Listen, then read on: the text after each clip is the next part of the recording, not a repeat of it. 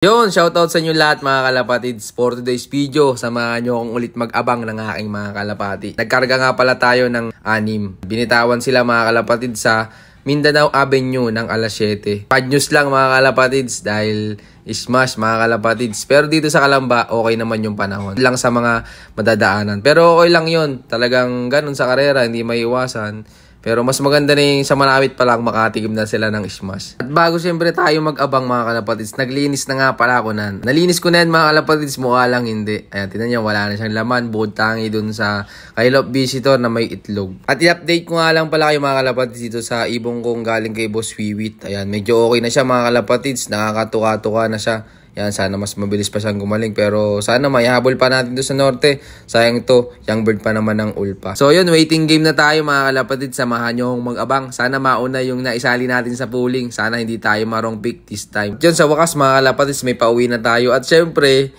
hindi yung naka-sticker. Aray ko.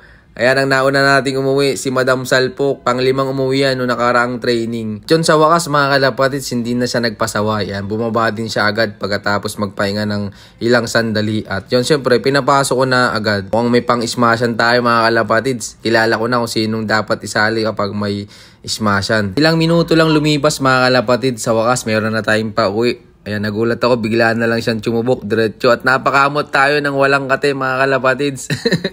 Dahil hindi na naman yung naka-entry. Yan nga pala in-entry ko nung nakarang training sa C6. Wakalain na siya naman ngayon ng magiging second dropper natin.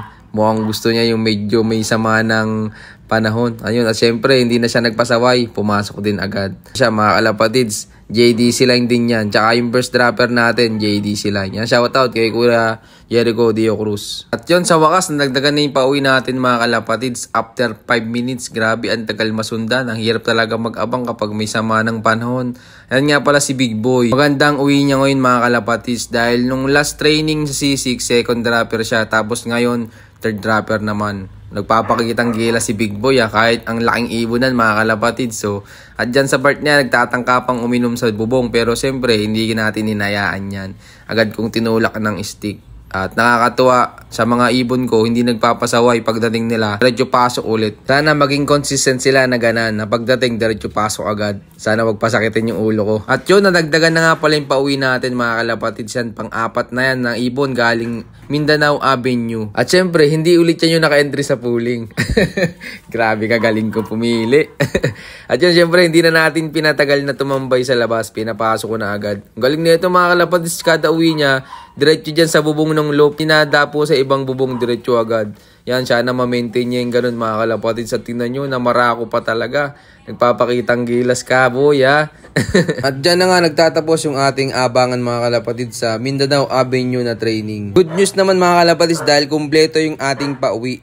Ang bad news nga lang, yung ating naisali sa pooling, ayan, late umuwi. Yan si Pilay mga kalapatids, balik na nga yan pala ng norte. Yan, last north, kinarera na natin siya, medyo nahirapan lang, smash race. Ayan, tapos ito nga pala mga kalapatid si Grisil. Ayan, yan yung nawala last training ng C6. Yan, buti nakauwi na siya ngayon. Saan kaya nagpunta to? Baka naggalaw, namasyal, kung saan. Pero maganda, nakauwi siya mga kalapatid. Salamat naman, kompleto na ulit yung warriors natin mga kalapatids. Ito na ulit sila. So yun, samahan nyo ulit ako mag-abang sa mga susunod na training. Ayan, salamat sa patuloy yung suporta mga kalapatid. Sana i-share natin tong video to at good luck po sa ating lahat mga kalapatids yan. Keep watching and God bless you all. Thank you.